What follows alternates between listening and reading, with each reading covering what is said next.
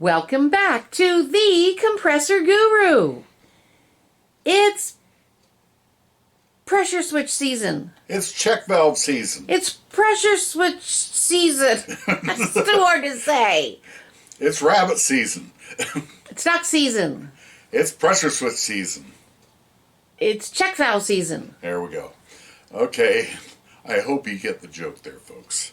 Guys, it was 1 degree on our back porch this morning, and that usually prompts calls from customers that have machines in cold shops or even installed outside, and the pressure switches, the springs will get stiff on them because of the cold weather and they go out of adjustment. But that got me thinking about this is pressure switch season. In the last 2 or 3 weeks I've changed about 4 of them, and I wanted to go over some of the things about a pressure switch. Pressure switches essentially fail for 3 different reasons, and we're going to go over those reasons, and we're going to show you what is not a pressure switch problem. So this is we got 2 pressure switches. Here are 2 pressure switches.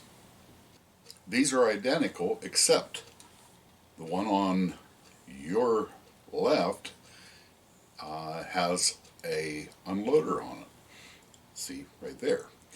Now, we're going to start with this one. This is a used switch. It's bad. It actually had a leaking diaphragm. Anyway, if your pressure switch is leaking and there is no unloader on it, like on this, it's leaking, you got a bad diaphragm.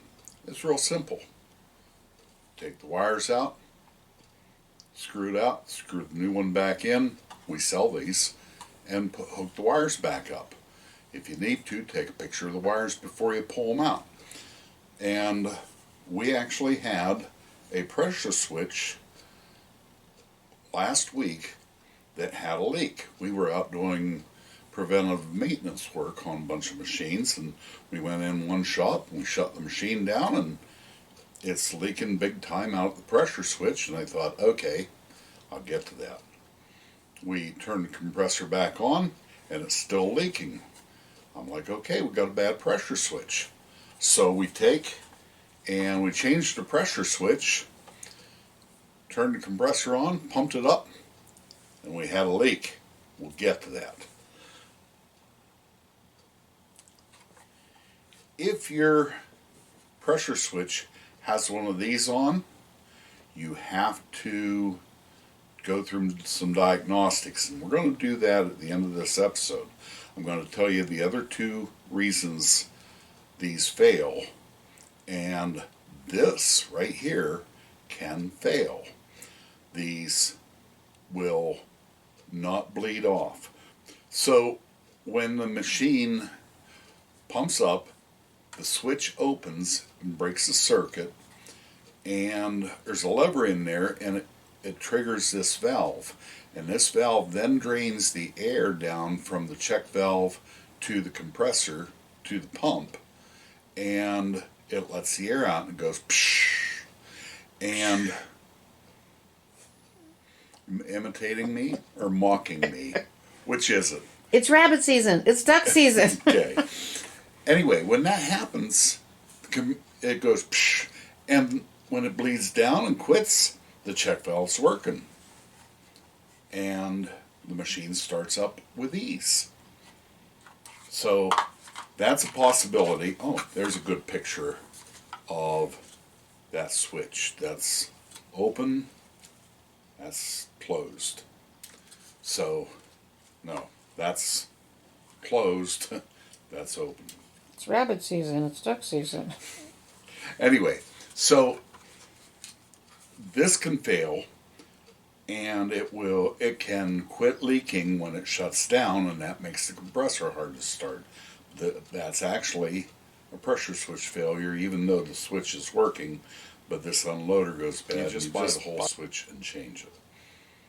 So the other thing that goes bad, you got yourself some levers in here, and when it pumps up, that opens, and when it goes back down, that closes. And sometimes the machine will take and it'll pump up and just keep pumping and go over 200 pound and pop off the safety, and it doesn't open. Next time it'll pump up, shut down just like it's supposed to. And this mechanism in here will wear. If it starts acting inconsistent, that's wear and tear, and you're going to be changing the switch soon. You might as well get one and be ready to change it. But to review, there's 3 failures of your switch. One is the diaphragm. 2, you can have your unloader quit unloading and just be closed permanently. Or 3, your mechanism in here can wear out, and it will act inconsistently at first, and then it will quit working. Now, there are actually 4 ways a pressure switch will fail. I haven't seen this for a little while, but the contact points will actually burn, and you will have the problem of the compressor won't turn on even when contact switch is closed, and it doesn't have to do with the magnetic starter or the power source. That's a whole other episode. We'll do that another time. One of the very common mistakes we have, and we had a dual problem last week.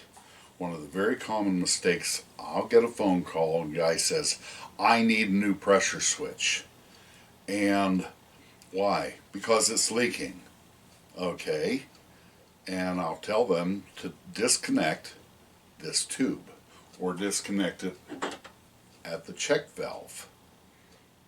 And if that check valve, if it quits leaking here, this isn't bad.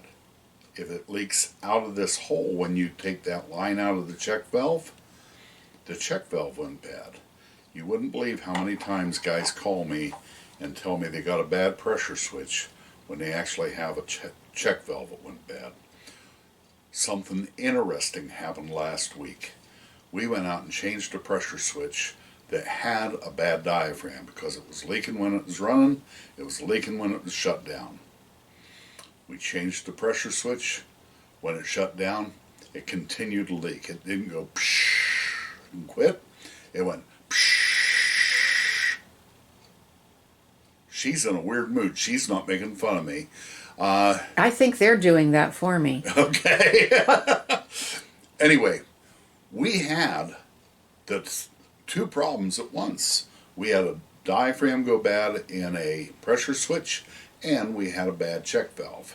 So then we were changing the check valve as well as the pressure switch. So how do you check the check valve to see if it's bad? Take that line off. If the air keeps coming out, it's going to be the check valve. Or very simply, when it's running, if you're not leaking here, and when you shut down it leaks out of here and keeps leaking, it's probably the check valve. And we sell all kinds of check valves, we sell all kinds of pressure switches, but that's not... Hello, Precious. We have a I know, cat. Precious. I would have said the same thing. Yeah, we have a couple cats. Anyway, so pressure switches can go bad for the unloader valve, and the mechanism can wear out. Those are 3 things that go wrong. A check valve going bad is often the problem with what people think is a pressure switch because these are leaking back through. Camera wife, are you okay? I'm okay. I don't know how to check a check valve. But that's okay, because I'm not doing it. And if you all want to know how to do it, I'm sure we must have some episode that shows you that. We actually do. I'm shocked. We have everything you ever want to know about check valves, but we're afraid to ask. I remember that. Yeah, and then I don't remember how to do it, but I remember that episode. Important safety tip: before changing your pressure switch or your check valve, That just gave me an idea. Before changing either, make sure you drain your tank to 0. And it won't go. Or if it won't go through the roof if you take it out and full pressure's on. Mm. So, is that you going through the full roof? No, that's this going through the roof, or if your hand's in the way, something worse. So, guys, thank you. I think we have one more episode in this calendar year. We're in the holiday season. We were sitting around shooting a breeze over Thanksgiving, and we think we're going to have a special episode coming up before the end of the year, and we're going to share with you some of the stories that were brought up. So, we're in holiday season, folks. Thank you. God bless. Merry Christmas. Happy New Year's. We'll see you soon. Remember, Jesus is the reason for the season. God bless everybody.